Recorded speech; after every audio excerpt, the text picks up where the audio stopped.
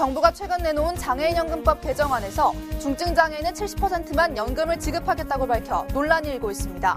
장애계는 공약을 사실상 파기한 것과 다름없다며 지급 대상을 전체 중증 장애인으로 확대할 것을 촉구하고 나섰습니다. 국민건강보험공단 국정감사에서 노인들이 사용하는 복지용구가 화장실 변기보다 3배 이상 오염된 것으로 나타났습니다. 이 밖에 건보공단 국정감사에서는 4대 중증질환 보장 문제 또한 도마에 올랐습니다.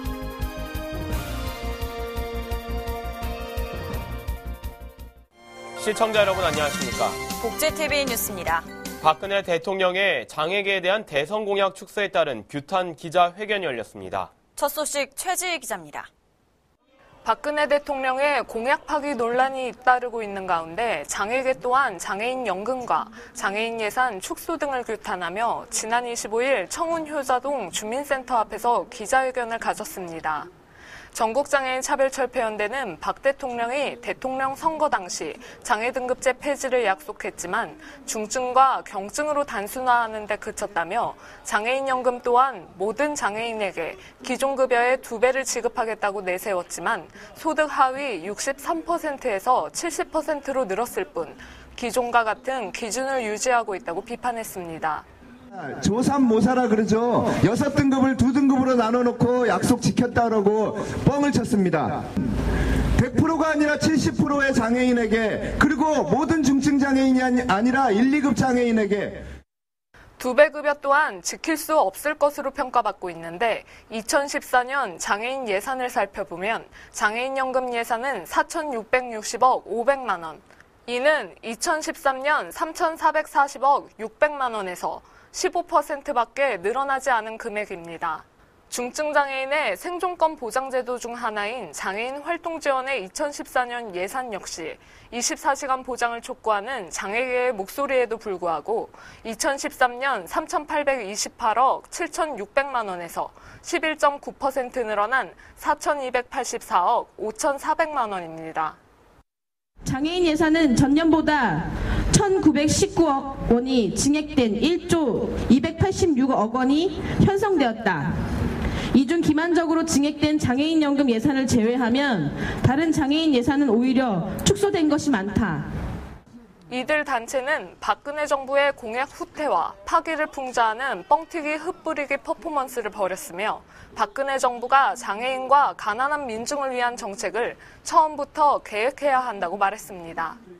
복지TV 뉴스 최지희입니다.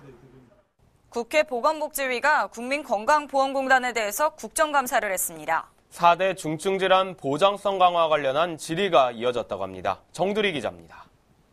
지난 25일 국민건강보험공단에 대한 국정감사에서는 박근혜 정부의 대선 공약이었던 4대 중증질환 보장성 강화가 도마 위에 올랐습니다.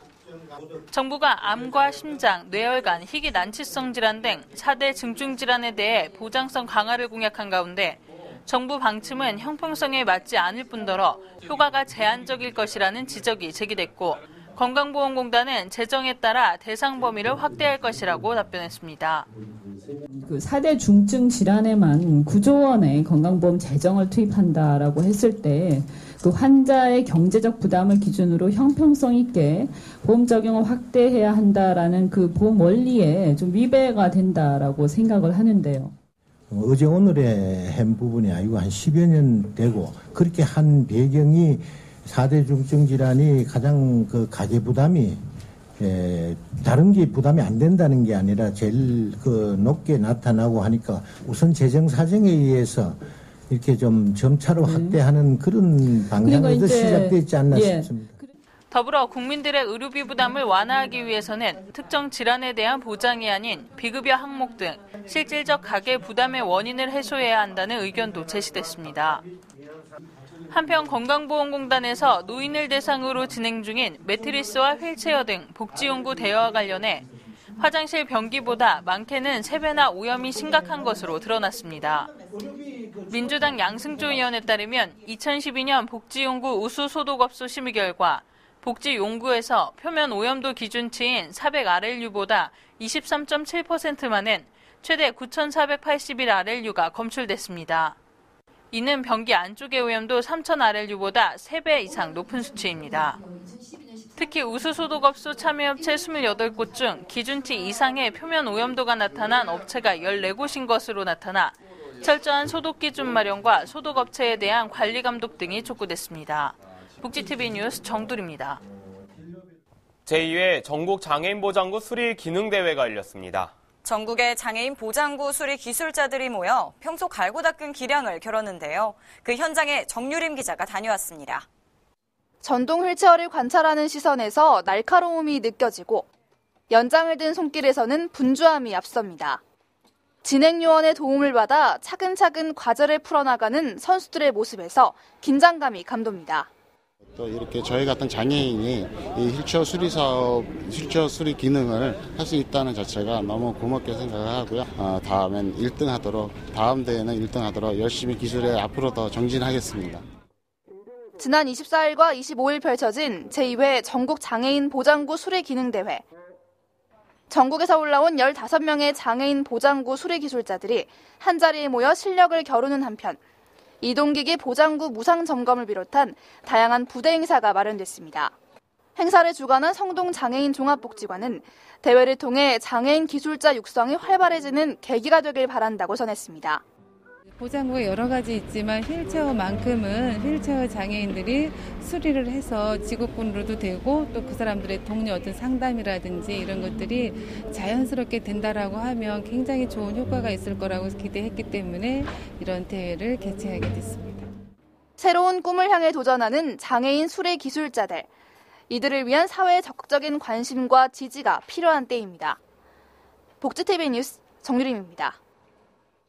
지난해 화재로 인해 숨을 거둔 고 김주영 활동가의 일주기 추모제가 열렸습니다. 추모제에서는 사고 후에도 아직까지 나아지지 않은 장애인의 현실을 규탄했습니다. 최지일 기자입니다. 살아생전 같은 공간에서 함께 일을 해도 서로 활동 보조 시간에 쫓겨 다정한 시간을 갖기가 쉽지 않았던 중증장애 여성의 삶. 자립생활 운동을 하면서 더 이상 외롭고 억울한 죽음이 아니라 장애인도 하고 싶은 일을 선택하고 행복을 누릴 수 있는 그런 세상으로 만들어 볼게. 2012년 10월 26일 오전 2시 10분 서울시 성동구 행당동의 한 주택 건물 1층에서 원인 모를 불이 나 그곳에 살고 있던 고 김주영 씨가 숨졌습니다. 고 김주영 씨의 신고를 받은 소방관들은 5분 만에 도착해 화재를 진압했지만 다른 사람의 도움 없이는 한 발짝도 움직일 수 없었던 그는 연기에 질식해 숨을 거두고 말았습니다. 고 김주영 씨의 활동 지원 시간은 정부와 지자체의 시간을 모두 합해 월 363시간. 하루 12시간도 채 되지 않는 부족한 정책은 그를 죽음으로 몰아넣었습니다. 성동장애인 자립생활센터 활동가로 언제나 현장에서 장애인의 권리를 외치던 고 김주영. 그는 이제 사람들의 가슴 속에 고 김주영 열사로 남았습니다. 고 김주영 열사가 숨을 거둔 지 1년째인 지난 26일 서울 대학로 마로니에 공원에서는 김주영 열사 일주기 추모제가 열렸습니다. 집에 오면 일주일 동안 참았던 진짜 활동부한테 해결하지 못했던 일들 하다못해 화장실 해결까지도 제 옆에 오면 하루에 12번씩이라도 늘 보고 있던 아이인데 내가 엄마 손으로 너를 보내고 내가 떠나리라 생각했는데 추모제에 참석한 이들은 활동지원 24시간 보장 쟁취는 남아있는 이들의 몫이라며 사람을 죽이는 권력에 맞서 모두가 사람답고 행복하게 살 수 있는 사회를 만들자고 강조했습니다. 복지TV 뉴스 최지입니다.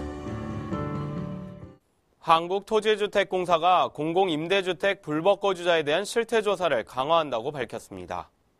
한국토지주택공사 LH는 임대주택 거주자의 실제 거주 여부와 임차권 양도 전대 여부 등 불법 행위를 가려내기 위해 부정입주 실태조사를 강화할 방침이라고 밝혔습니다. LH는 방문조사 전에 정부의 사회보장 정보 시스템 전산 정보를 활용해 부정입주 의심 가구를 미리 발굴하고 서류 조사를 거친 뒤 의혹이 있는 가구에 대해 사전 예고 없이 방문조사를 진행할 것이라고 말했습니다. LH는 부정입주로 확인된 가구에 대해서 즉시 계약을 해지하고 퇴거 조치하며 주택 명도 절차에 들어간다고 설명했습니다. 질병관리본부는 올가을 들어 처음으로 계절 인플루엔자 바이러스가 검출됐다며 주의를 당부했습니다. 질병관리본부는 올 가을 들어 첫 계절 인플루엔자 바이러스가 검출됨에 따라 개인 위생관리를 당부했습니다. 최근 서울의 한 병원을 찾은 12세 남자 어린이의 호흡기에서 채취한 검체에서 B형 인플루엔자 바이러스를 분리했습니다. 보건당국은 이 바이러스가 본격적으로 유행할지 여부는 아직 판단할 수 없지만 올가을과 겨울 본격적인 바이러스 유행을 알리는 신호라고 밝혔습니다. 보건당국은 인플루엔자를 예방하기 위해 손 씻기와 기침 예절 지키기 등 개인 위생 수칙을 지키라고 당부하고 65세 이상 노인, 만성질환자, 소아, 임신부 등 고위험군에게 예방접종을 권고했습니다.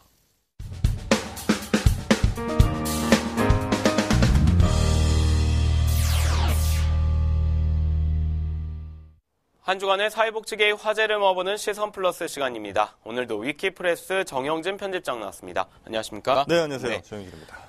성년 후견 제도가 이 장애인과 노인을 위한 사회복지 제도 중에 하나로 아주 좋은 또 취약계층을 보호할 수 있는 장점이 있는 반면 이 제도가 자격을 박탈하고 정신장애인의 의사결정의 자율성을 침해할 수 있다는 의견이 나오고 있네요. 그렇습니다. 이 관련된 토론회가 좀 있었다고 하는데요. 그러니까 성년 후견 제도라고 하면 많은 분들이 이제 알고 계시는 제도인 것 같습니다. 대략 한 4개월 정도 지금 시행한 지 됐는데 이 성년 후견 제도 자체가 갖고 있는 어떤 장단점 같은 것들이 어쩔 수 없이 좀 있는 것 같습니다. 이게 마치 그 동전의 앞뒷면처럼 어쩔 수 없이 이제 순작용, 부작용이 좀 따라가는 것 같은데 예를 들면 질병이라든지 장애, 노령 등의 이유로 자기 선택이 조금 어려운 분들이 분명히 계신 것도 사실이죠. 그래서 이분들의 어떤 재산의 관리, 신상 결정 등 사무를 돕는 일들을 이제 성년 후견인들이 이제 해주고 있는데 이때 그 선택을 하는 것이 이 성년 후견인들이 과연 이들의 그러니까 원래 피후견인들의 의지를 제대로 반영하고 있느냐, 혹은 그들의 선택을 좀 침해하고 있느냐 이런 이제 논란들은 이 제도가 시작될 때부터 이제 좀 왔었던 논란이기도 하죠. 그런데 일부 예를 들면 이 성년 후견인 제도의 여러 가지 조항들을 좀 살펴보면 이것이 의사 결정을 좀 도와준다, 보조한다, 혹은 피후견인들의 어떤 의사를 존중하는 이런 것보다는 오히려 후견인들이 이들의 선택을 좀 더 눌러버리는 이런 효과들이 좀 없지 않아 있다는 겁니다. 때문에 이런 문제점에 대해서는 좀 보완할 필요가 있다 이런 이야기들이 좀 나오고 있습니다. 그렇다면 이 성년 후견제가 지금 약 한 4개월 정도 흘렀는데 의사결정을 지원할 수 있는 체계는 무엇이? 글쎄요, 쉽지는 않은 것 같습니다. 의사결정이 일단 그 대리 방식이 아닌 그 지원 방식으로 좀 바뀌어야 된다 이런 목소리가 나오고 있는데 이 발달장애인에게 특히 그 의사결정 능력을 좀 보유시키고 최종적 의사결정도 그에게, 그러니까 피후견인에게 주는 방식 이런 것들이 이제 좀 많이 고려가 좀 되고 있는 것 같고요. 또 선택이라든지 의지, 바람 어떤 것이 더 하고 싶은지에 대한 많은 좀 의견들, 의사소통이 좀 많이 필요한 것 같습니다. 하지만 그렇다 하더라도 이 피후견인의 의사가 충분히 좀 존중되는 이 방법이라는 것이 쉽지는 않아 보이는 것이 현재 그 성년 후견인 제도인 것 같은데 가장 중요한 것은 이 성년 후견인 제도를 잘 이용하려는 피후견인들 혹은 성년 후견인이 되려는 분들의 어떤 따뜻한 좀 마음 같은 것들도 좀 기본이 돼야 되지 않을까 이런 생각도 좀 듭니다. 우리나라에서 처음으로 시행되는 제도인 만큼 또 이제 풀어야 할 과제도 많고 쟁점도 많은 것 같은데 국민보다 좀 공감할 수 있는 법적인 체계가 마련됐으면 좋겠네요. 네, 다음 소식은 대한장애인체육회에 대한 국정감사가 있었는데 얼마 전에 김성일 회장 신임 회장이 또 당선이 됐고 이 장애인체육회 인권 침해에 대한 실태에 대한 이야기가 나왔다네요. 그렇습니다. 장애인체육계에 대한 인권 침해 뉴스가 몇 번씩 좀 나왔었는데 이번 그 국정감사에도 많이 좀 불거졌습니다. 특히 성추행 및 폭행 사건에 연루됐던 그 지도자가 다시 그 지도자로 임용되는 이런 일들이 좀 벌어졌기 때문에 이렇게 되면 장애인 운동선수들이 어떤 운동을 계속해 나가기 상당히 좀 힘든 상황이겠죠. 또 하나 이 장애인 체육계 운동선수들은요 일반 다른 그 비장애인 운동선수들에 비해서 상당히 처우가 좀 안 좋은 것도 사실입니다. 예를 들어서 비장애인 운동선수들 같으면 어느 정도 운동을 하다가 운동을 그만두더라도 예를 들면 학교 같은 같은 데서도 이제 선생님 등으로 많이 좀 임용이 되는 반면에 네. 이 장애인 운동선수 같은 경우는 장애인 올림픽이라든지 뭐 이런 데에서 제대로 된 메달을 획득하지 못하면은 그 후에는 뭐 제대로 된 생활을 하기 좀 없는 생활할 방도가 없는 경우가 상당히 좀 많거든요. 이런 데에 대해서는 좀 어떤 포상금 문제라든지 연금 문제에 대해서 좀 전향적인 방향 전환이 좀 필요하지 않을까 생각이 됩니다. 뭐 윤석영 현 회장의 임기가 이제 얼마 남지 않았고 새로운 또 김성일 회장 체계가 이제 곧 출범할 텐데 윤 회장이 이제 끝까지 좀 유종의 미를 잘 거둬줬으면 좋겠네요. 네, 오늘도 다양한 사회복지계 소식 전해주셔서 고맙습니다. 고맙습니다.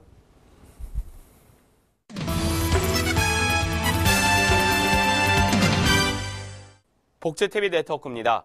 고령화 사회로 접어들면서 취업난은 더 이상 청년층만의 문제는 아닌데요. 인생의 2막을 준비하는 어르신들을 위한 경기도 노인 일자리 경진대회가 성황리에 개최됐습니다. 경기도청 최창승 기자입니다. 지난 20년간 시설 설비 일을 해온 63살 김원식 할아버지. 새로운 일을 찾는 것보다 그동안의 경험을 살릴 수 있는 기업을 찾아 면접을 왔습니다. 나이 먹은 사람들이 또 써주지도 않고 이런 데도 많은데 여기 와서 보니까 상당히 나이 먹은 사람들도 일자리가 많이 있다는 걸. 다른 쪽에선 어르신들이 직접 만든 제품을 판매하는 부스도 운영됐습니다. 특히 눈길을 끈 건 전통 빛깔인 오방색의 알록달록한 장신구들. 왕고를 꼬아 만드는 우리 전통공예로 명맥을 잇기 위해 어르신들이 직접 강화도까지 가서 전수해 온 겁니다. 허물어서 마음이든지 이제 이렇게 손놀림이라든지 노인네들 가만히 두고 앉아있는 것보다 좋잖아요. 자꾸 움직이니까. 경기도 노인 일자리 경진대회가 오랜 규모를 늘려 수원 실내체육관에서 열렸습니다. 일자리 참여를 원하는 어르신들을 비롯해 구인업체와 기관 등 3천여 명이 참석했습니다. 다양한 어르신들에 맞는 다양한 일자리를 제공하는 걸로 근본 행사를 준비했습니다. 어르신들이 어떤 일자리에 참여하고 계시는지를 오늘 다양한 정보를 통해서 볼 수 있겠습니다.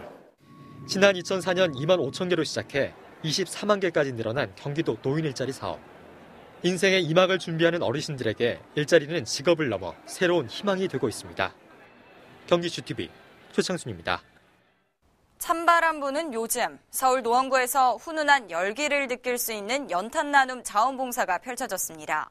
이날은 노원구청과 지역 내 기업이 함께 의미를 더했습니다. 지난 26일 상계 3사동 합동마을에서 한 세대당 150장씩 총 4천여 장을 26세대에 나눠주는 연탄 나눔 행사가 열렸습니다. 이날은 노원구 공무원 노동조합과 KT 노원지사, 노원구 사회복지행정연구회 등에서 참여했으며 봉사 참여자는 작은 정성이지만 마음을 전달한 만큼 이웃들이 따뜻한 겨울을 보낼 수 있길 바란다고 전했습니다. 자연의 훼손을 최소화한 친환경 힐링 객가길인 여수객가길이 시민들에게 공개됐습니다. 사단법인 여수객가는 400km가 넘는 25개 구간 개발을 추진해 돌산공원에서 무슬목에 이르는 22.9km 12개 구간을 공개했습니다. 이곳은 데크길이나 돌길, 시멘트길로 이어지는 기존 둘레길과 달리 최대한 자연을 보존한 친환경길로 조성됐으며 스마트폰을 이용해 구간별 정보를 얻을 수 있게 했습니다. 한편 여수객가길은 과거 낚시를 위해 객과로 연결되던 길찾기부터 지역 내 봉사단체와 기업, 일반 시민 등이 다양한 재능 기부로 복원에 참여했습니다. 실크로드란 고대의 비단 무역을 계기로 내륙 아시아부터 중국과 서방 세계를 연결하던 무역로를 말하죠. 전남 여수에서 21세기 신실크로드 개척을 통해 인류의 새로운 발전 방향을 논의하는 포럼이 개최됐습니다. 지난 21일부터 24일까지 지구촌 문명과 새로운 실크로드의 조화라는 주제로 실크로드 시장단 포럼이 열렸습니다. 이번 포럼에는 전 세계 30개국 70개 도시에서 시장단과 해양 역사석화, 국내 관계자 등 약 1000여 명이 참석해 다양한 주제 발표를 가졌으며 해상 실크로드를 통한 세계 경제 문화에 대한 지속적인 교류로 글로벌 기반을 구축하고 뉴 실크로드 네트워크를 구축하자는 데 의견을 모았습니다.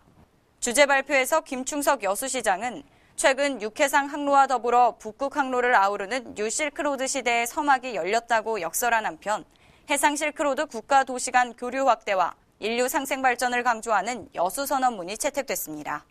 국정감사가 이제 얼마 남지 않았습니다. 박근혜 정부의 첫 번째 국감이기에 매우 중요했는데요. 요즘 여야의 당쟁 모습을 보면 과연 국감을 향한 그들의 초심은 어디로 가고 있는지 궁금케 합니다. 이상으로 복지TV 뉴스를 마칩니다. 시청해주셔서 고맙습니다.